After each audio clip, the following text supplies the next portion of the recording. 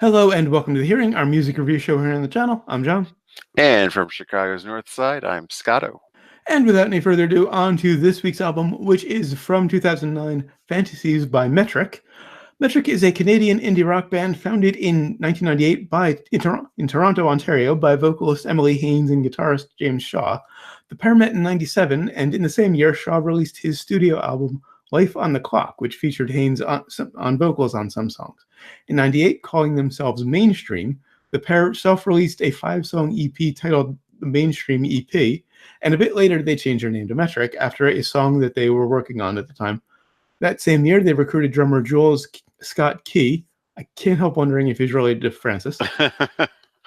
And in 2002, bassist Joshua Winstead joined the band, completing the lineup that they've had for all 7 of their albums.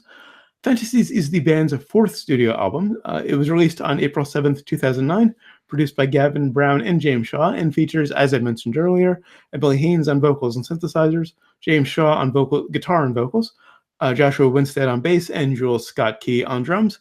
Reminder, I don't edit any songs into the episodes for copyright reasons, but down in the description and on our blog at johnandscotto.com, you'll find links to Fantasies on Spotify and YouTube. On to track 1, Help I'm Alive. Loved the synthesizer sound on the verses. It's just huge. The intro most people have to Metric. Like, this is the first song that really... I mean, it's the first one I'd ever heard. I started as like a performance on Letterman. I was doing something else at the time, and just kind of corner of my eye, see this woman in this gold sequin dress coming out, and I'm like, what the fuck is this? And looking back, I watched it again now, and see she's obviously terrified to be on Letterman. You would think it's an act with the song, but no, she is literally just like frozen and just like barely able to sing. Wow. Which the contrast to the chorus, of course, is just amazing from it. There's been really nice transitions, but first off, love the groove. Yeah. And the stutter on the drums is really impressive because it sounds like a drum machine.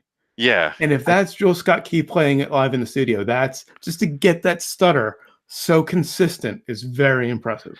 I mean, I was wondering, is that an echo effect to the drums? No, it's 2 hits. He's really doing the 2 hits. It's 2 hits. It's often done with a drum machine, but unless it was a drum machine, I don't know. But if that was Jules Scott Key playing that, that's really impressive. It's not difficult to do once or twice. They could have looped it. But if he played that throughout the song, I think I've seen him playing it live like that. Okay, well, Letterman, they play live on Letterman. They do actually. That is very live because their vocals are very dead. So he pulls that off, and very impressive. Also, loved the use of the short scale bass. Quick explanation: most basses, the scale length, the playable length of the string is 34 inches. Long scale is 36. Short scale is 30. When you shorten the scale, you take out treble, which oddly is what gives the bass its presence. It's that thing about the bass guitar that you feel it, where you feel it just as much as you hear it.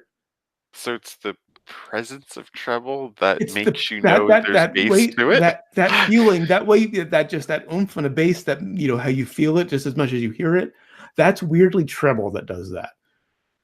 When you shorten the scale, you lose treble. So you don't have that punch.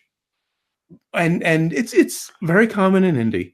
I love how they use it on a lot of these songs because it just fills in space really nicely. And it leaves space for the drums to be more impactful. You don't have that common interplay between the bass and drums. Really nice bass work though. And some really nice transitions, both into the pre-chorus, which is a little bit different, just a nice smooth transition, and then this sudden change into the chorus. Right. That is what that is the appeal of this song. It's a damn strange song the more you think about it, because it's just, this bad anxiety and just the tension that builds in the chorus, and a lot of her vocals and lyrics. I mean, she does her own lyrics for the most part, I believe. I imagine singers typically do if they write their own songs. Just the stuff that she puts together are practically unsingable, or at least not easily singable. The way she goes in like ranges and notes, and just thinking about melodically, how you would hit one to the other. It's she kind has of like a very good register. like, why would you do that to yourself? I keep thinking sometimes, like, Well, you it's could do it fun. easily. It's fun to show off like that. And it's just who doesn't like to show off? But every singer likes to show off their vocal gymnastics if they can pull it off.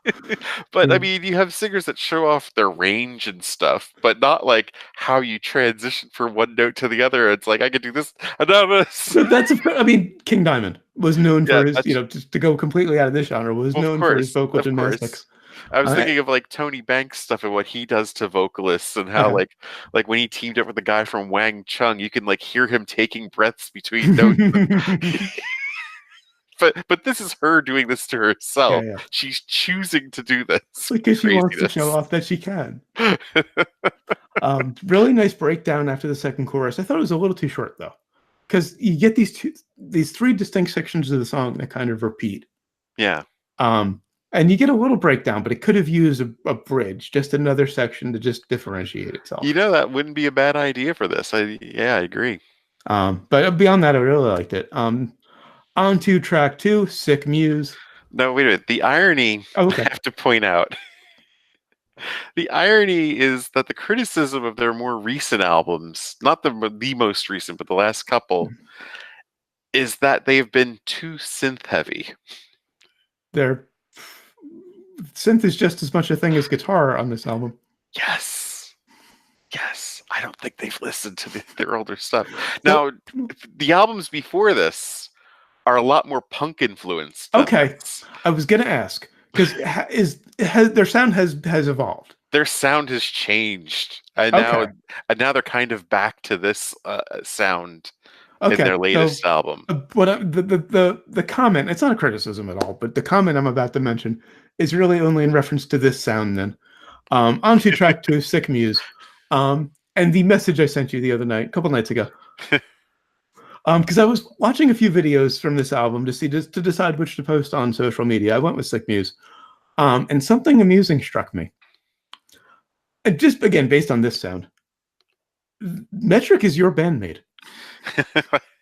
Because we reviewed for those who don't know, Bandmate is a Japanese hard rock band who I'm a big fan of, and they are quintessential melodic hard rock. If you are a fan of the genre, they give you everything you want, and they do it very well. But they're very derivative. Metric is that for indie. Yeah, they are the quintessential, and this is not a criticism. And again, I'm only basing it on this album. I haven't heard their other stuff. I mean, I'm trying to think of who they're derivative of. Well, that's the thing. They're just derivative of the genre. Okay. They tick all the boxes, and that's why it's not a criticism. I think. Yeah, I can't name any band I would pick. I would take The Cure. Actually. Okay, I hear it. I could really see that. I mean, they're interested in electronic and guitar at the same time, and just and it's really the lead singer that's in fact, they're kind of like Queen in that regard, where they've got this singer that's doing these crazy things. I mean, she doesn't have the range of Mercury or anything like that. Who does? But right, she's human after all. But no, she's like this amazing storyteller, and she does take a lot of attention because I also watched online a couple weeks before that Letterman show their performance on Craig Ferguson. And the thing is, when she does this live, all those crazy notes, she is dancing and jumping around like crazy while doing this at the same time. Like, even to this day, she's like our age. And for the whole show, she does not stay put. Wow. And while doing these notes. When I say derivative, I don't mean of specific bands. I've criticized a couple of artists. I've not recommended a couple of albums because they were derivative of specific artists. Metric and Bandmate are both just emblematic of their genre. They tick all the boxes of what you're looking for, in this case, in an indie band. Although Bandmate, I think, took a lot from Pantera. But they do the thrash thing occasionally. Yeah. But Metric, they are quintessential indie. If I'm making a list of what makes indie music, this album ticks every single one of those boxes. This is probably their least imaginative album. I mean, it is very it is a very straightforward we're doing this This thing is the now. indie album. Okay. And like I said, this is the only album I've heard. And So, I've always thought of this more as like a pop album than an indie album, but I but guess the people view this as indie, yeah. it's the monotone vocals. I mean, and she has a great voice, but she has this one tone. Emotionally, she doesn't scream or go really soft. It's her tone, her volume is basically the same on the entire album. She was also very influenced by Lou Reed. In Yeah, fact, but it's they do that. they do a duet with Lou Reed Ooh, in nice. the next album. But it's the monotone vocals, just the right fuzz on the guitar, single coils, and just the right fuzz on the guitar. Probably a vintage pedal. The short scale bass. It's a nice snappy high tune drum snare sound. Just the right amount of slap back on the rest of the kit. That It's is true. textbook. She never screams in this No, album. I didn't even think of that. it's just textbook indie rock. Like the other two albums, Old World Underground and Live It Out, there's a lot more growl and Okay. some scream and just, I mean, but yeah, this that I, I think she went through. I don't know what the hell she went through, but yeah, she may have been suicidal. Like if Oh you even shit. look into the lyrics Oh shit. of some of these Yeah. songs, they kind of, view someone that was just ready to give up. And I'm not saying any of this is a criticism because I'm saying the same thing a band made, and they're one of my absolute favorites. So, I respect that they pull off they kind of distill the essence of the genre down so perfectly and pull it off so beautifully. I do sum this up like this is pretty much like the 2000s, like this is very much it is, and that was potentially indie of its rock. time. That was indie rock. Yeah. Back to Sick Muse. Love the riff. Reminds me of a Pillow song called Revival. It's kind of a similar riff. Revival was many years later, so maybe they were influenced by it. Nice syncopation. I remember there was one of your recommendations that we listed that I remember reminding me a lot of Metric, and maybe it was Pillows. We haven't reviewed them yet, so no. Okay, we haven't reviewed them. I was yet. trying to get my memory of which but one. The Pillows may very well that song Revival. The riff may have taken a bit from Sick Muse. Really like the syncopation in the vocal because it doesn't quite fit with the riff and with what the rhythm section is doing, but it's nice. The acoustic fits nicely, which you wouldn't expect on a song like this. It's definitely Shaw. Well, I don't think Shaw did the acoustic. I think the bass player did. Oh, okay. He played acoustic guitar on it. That's what I think, at least. Okay. Or maybe it was Emily. Who knows? I did see her listed as playing guitar. Also. Yeah. It may have been Emily actually that did that That's guitar part. fairly common. If there's a random acoustic and the singer plays, it's usually the singer playing it. Well, that was the other thing. Yeah, she jumps on the keyboards. She plays. That way, it can be pulled off live if they want that acoustic there live, and the singer plays. They can pull it off. But yeah, I think this was Shaw's best work on the album. This song, because I mean, his work guitar during the verse and chorus here, and the guitar sound on the chorus is just amazing. The vocals, I mean, the chorus, it's a full Gabriel. I mean, the use of the falsetto like that. I love the high end of a register. Yeah. And I think I was saying hilarity ensues on Zombie Takeout before this. I mean, I didn't came out maybe a couple months after we started. Okay. Well, hilarity ensues. Oh, that is a Zombie Takeout thing, but that goes back. You both ripped off the same thing for that. It's definitely enforced it though, because I mean, this definitely. I mean, I probably heard this maybe a few months after we had started. All right. And there's a nice false start at 3 minutes and 5 seconds. Like you think that's the song, right? And then it comes back. I mean, the song could have actually ended there. I don't know if there was much of a need to carry on for that last minute, but it's interesting. Mean, yeah, and it was better than a couple of spots where I thought they were going to pull a Mars Volta because the fade just started way too soon. Oh, right. There was nothing like that on this. I mean, this is a very tight album. Not at all. But there were a couple of songs with a real long fade, and I was worried. It's like, does Scott just like long fades? On to track 3, Satellite Mind. This was almost my favorite. Yeah, this is definitely in my top 3 of the album. Love the riff. It's very 80s. They revisit this on their latest album, like the sound very much. I think it's their latest single, Risk. It's very much like this. And one of the genres they're listed as on Wikipedia is new wave, and this song definitely earns that. Right. Well, in the early 2000s, that was like there was a movement of neo new wave bands. Like them, the Killers. They were all kind of in that same class. Never got into the Killers for some reason. Maybe I need to listen to the whole album. It's too much like U2. Yeah, fair point.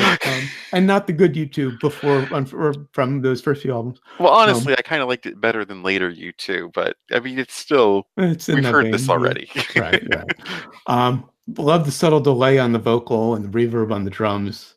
There's just some really nice production, which surprised me because they self-produced the album. Yeah. It's beautifully produced. Also love the lead guitar on the chorus. It's just some subtle single note stuff that just plays beautifully with the vocal. And just quirky lyrics. I mean, just like this out of body, I mean, very new agey, sending vibrations to somebody or yeah. But I mean, being able to like sense what they're doing at a different time, or wishful thinking, I guess, to what they're doing at the same time. On to track 4, Twilight Galaxy. Opens with a really nice groove, just drums. I know this is where you would expect a ballad on an album. It's a nice change of pace.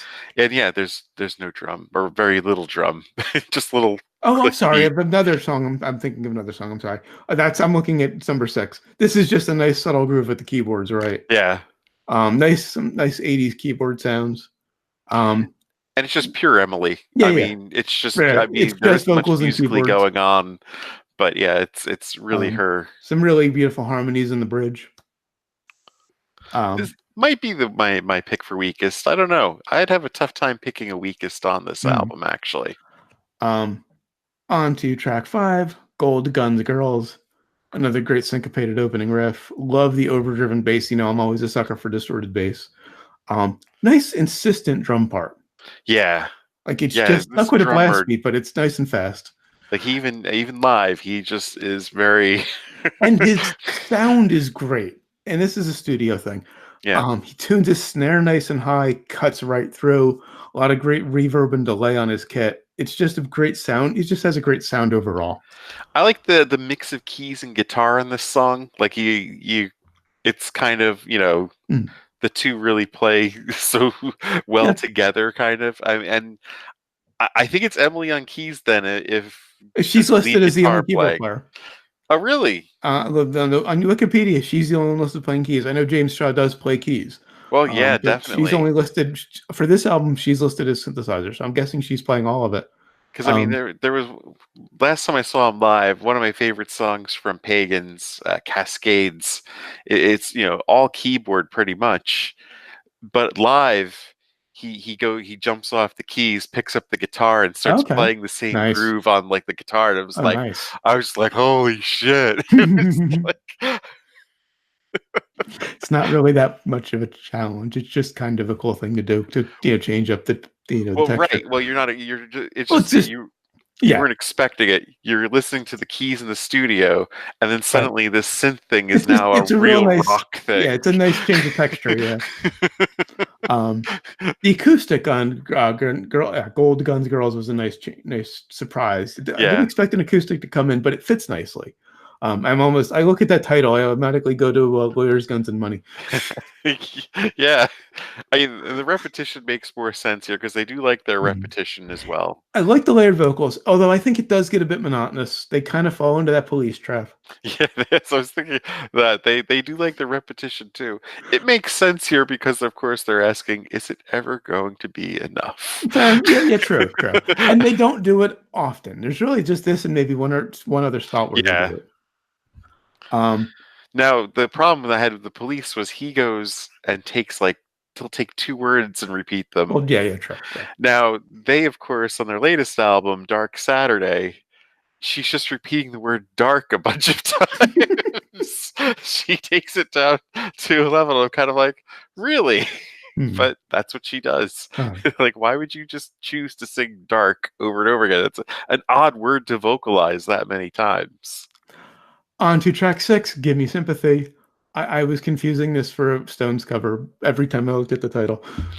Give Me Shelter. Well, and they are referenced, of course. Oh, of course. But This is the one that opens with the drums.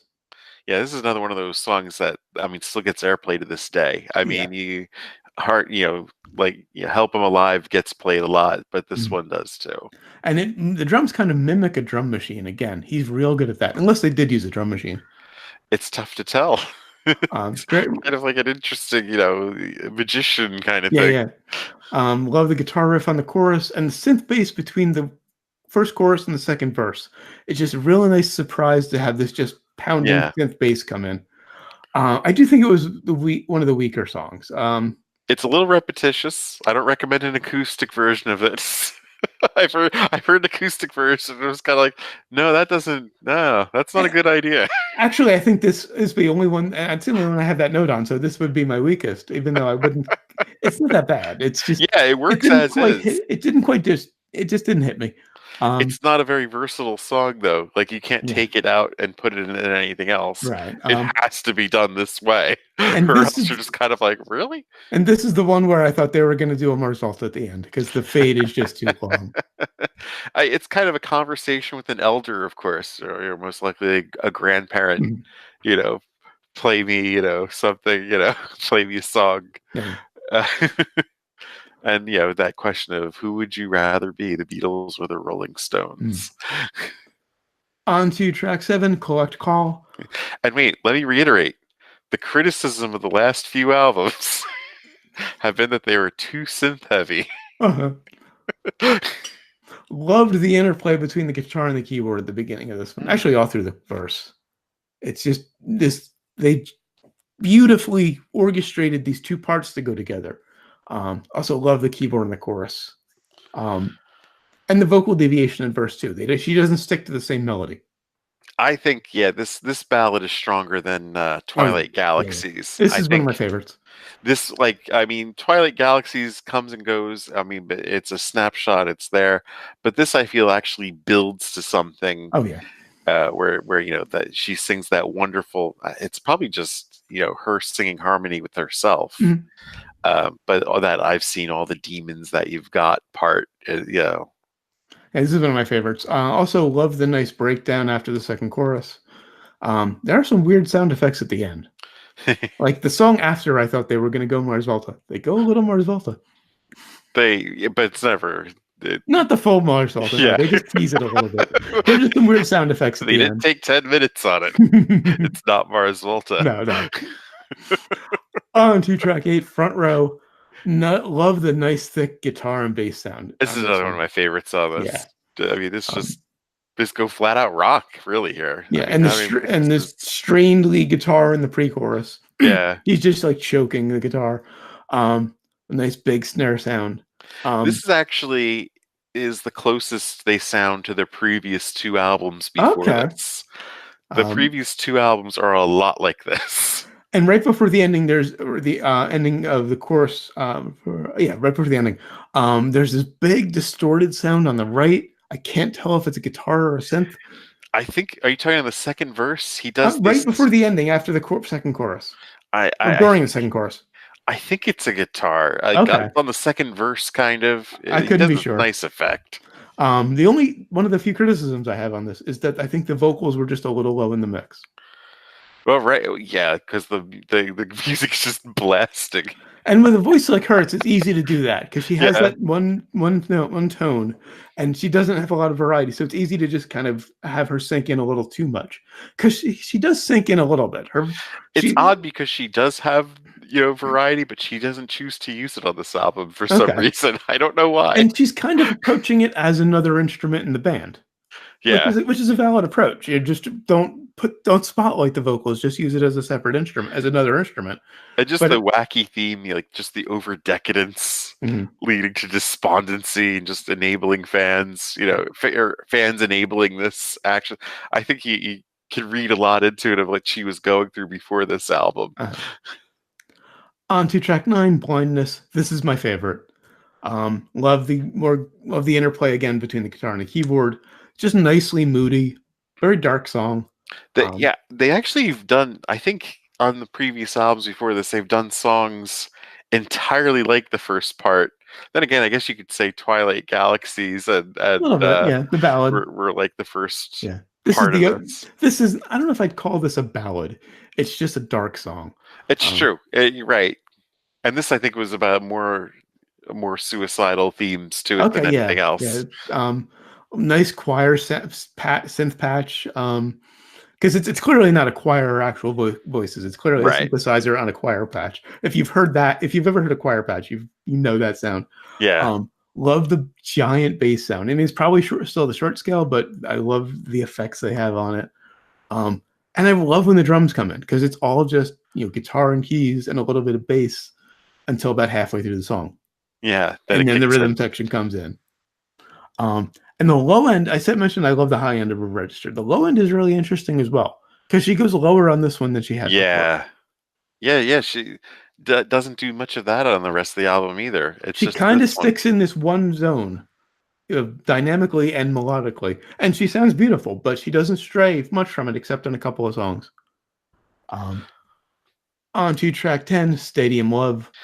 I picked this for my strongest. It's it's a perfect bookend to the album. Like, it is very similar musically to Help I'm Alive, but it's kind of the resolution of everything. It's, we're all in this, we're not alone. We're all in this together sort of thing. Nice kind of almost sampled sounding drum part. Like they throw some artifacts on it that make it sound sampled, but it probably wasn't. Nice big synth sound. Yes. And it's kind of funny that you're saying that they're criticized for being too keyboard heavy when half of my compliments have been the synth sounds. Right. This album is so synth heavy. It's like, which is kind of I'm looking around like, wait, you guys are just looking for things to nitpick about, aren't you? And the synths are very 80s sounding. Yes. Which is another thing I really love unapologetically. Yeah. Like they took the neo new wave to heart, especially on this album. But I think, you could even apply that to the ones before this, where there are some keyboards there too. And Jules Scott Key does something amazing on the pre-chorus. He has these quick hits on a cymbal and chokes it. That's when you hit it and grab the cymbal and mute it very quickly. Right. And just very quickly just hits and mutes. It was amazing. The Jules Scott Key was a revelation. He's a brilliant drummer. Well, that's kind of what I was getting at the beginning when I was comparing them to Queen. Like, you see the lead singer, you're focused on the lead singer, and then after a while you realize, holy shit, there's like a really good band behind this singer. They are all, and again, I can only go by this one album. They are all brilliantly pulling off what they do. Yeah. They all fit the role perfectly for the album. Like, think about it. How long did it take for you to realize that Queen was just more than Freddie Mercury? Right. That they're like, holy shit, Brian May's a genius. I'm a guitar player. I knew about Brian May before I knew about Freddie. But I mean, And as I got more into bass, I fell in love with John Deacon because he's brilliant too. And Roger Taylor, just listened to what's the one? Keep Yourself Alive says it all about Roger Taylor. But just Jules Scott Kay, I keep forgetting his name, doesn't really show off a ton. No. But if you really listen to him, the stuff he pulls off is brilliant. The rhythm section here is very under the radar. They very do their thing. And especially if you know anything about bass or about drums. If you can understand, I'm not a drummer, but I know enough to really appreciate what Scott Key is pulling off.